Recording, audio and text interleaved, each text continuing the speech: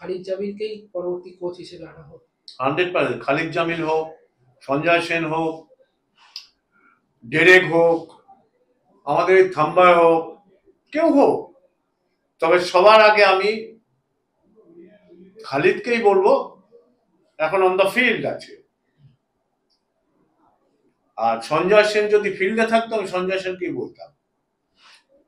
তা এই খালিদ কোথার থেকে প্লেয়ার? খালিদকে 3 বছরের সময় দেওয়া হোক। 3 বছরের কোচিং এর সময় দেওয়া এর থেকে খারাপ কি হবে? ভারতীয় ফুটবলের এই অর্থদণ্ড হচ্ছে এই কোটি কোটি টাকা কোচেদের পিছনে খরচা করছে। আমি তো বলবো আইএসএল এর ইন্ডিয়ান কোচ হোক। এই কোচ এনে কি ভারতীয় ফুটবলের উপকার হয়েছে সেটাই আমার কাছে পরিষ্কার না। কেন এত অর্থ দিয়ে প্লেয়ার আনতে হবে? যারা ভারতীয় ফুটবলকে এই নার্স করছে তাদের ক্লাব ফুটবলে এত অর্থ দিয়ে খেলাতে হবে কেন?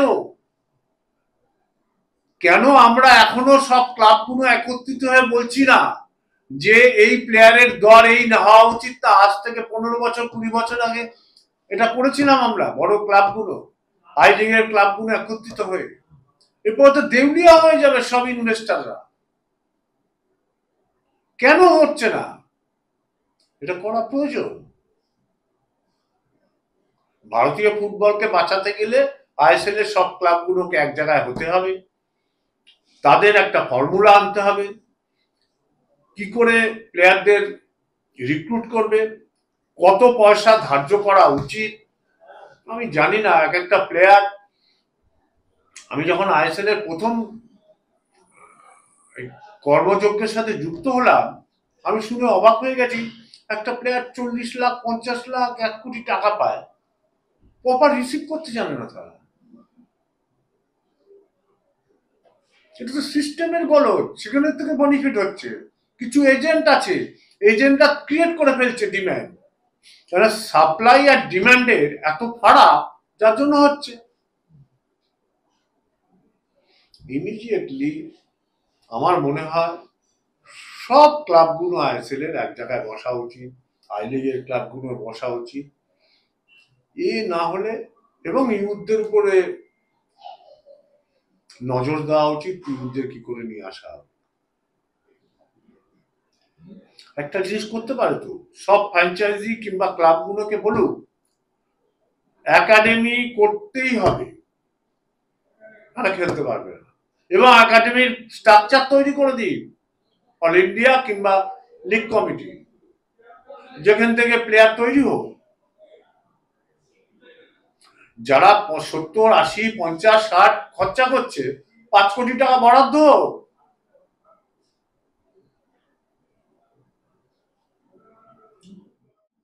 ভালো যে করতে জানে মানে ভালো খারাপ ব্যবহার করতে চান না তা না। আমরা যদি সেটা কাউন্টার করতাম তাহলে কোনো প্রশাসনই ওটাকে আটকাতে পারতো না, এরকম অবস্থায় ছিল। কিন্তু আমাদের খেলোয়াড়, কোচ এবং অফিসিয়াল কর্মী যারাই ওখানে উপস্থিত ছিল তাদেরকে আমি ধন্যবাদ জানাই যে ম্যাচটাকে সমাপ্তি করেছে। সিনিয়র দল এখানে অনুশীলনী করবে, সেটা আমরা কোম্পানিকে জানিয়েওছি। দেখা যাক মাঠটা কবে রেডি হয়, তারপরে ঠিক করা যাবে। এবং বিনো জর্জ কবে আসছে দলের সাথে? বিনু জর্জের একটা ফ্যামিলিতে প্রবলেম আছে, ও 16 তারিখে সম্ভবত এখানে এসে পৌঁছাবে, সেটাকে কাটিয়ে। এবং আরেকটা বিষয় যেটা অবশ্যই বলতে হয় যে এবারে লিগে, কলকাতা লিগে আপনাদের সাথে মোহনবাগান পড়েছে এবং অন্যান্য যে দলগুলো পড়েছে, কতটা মনে হচ্ছে আশাবাদী? কারণ গতবারের চ্যাম্পিয়ন এখনো অব্দি ঘোষণা করা হয়নি, সেখানে দাঁড়িয়ে এবার নামার জন্য আপনারা কতটা মানে মেন্টালি প্রিপেয়ার? না না, আমরা আজকেও যেমন বললাম যে সবকিছু বলার পরেও আমরা বললাম যে সিএবি আমাদের মাদার বডি, যা করবেন আমরা মাথা পেতে নেব। সিমিলারলি আমরা চেষ্টা করি সব পেরেন্ট বডিকে সেম ট্রিট করতে এবং পেরেন্ট বডিকে আমরা সম্মান জানাতে, সহযোগিতা করতে। আমাদের সাথে না সিএবি, না আইএফএ, না বিএইচএ, না অলিম্পিক অ্যাসোসিয়েশন, কারোর সাথে আমাদের কিন্তু সেই বিরোধ নেই। আমরা সবার সাথেই সুসম্পর্ক রাখি, সম্মান করি। আমরা চিঠিও দিয়েছি আইএফএ কে। তো আমরা জানি একটা আইনের সমস্যা রয়েছে। হোপফুলি আমাদের টিম নামবার আগে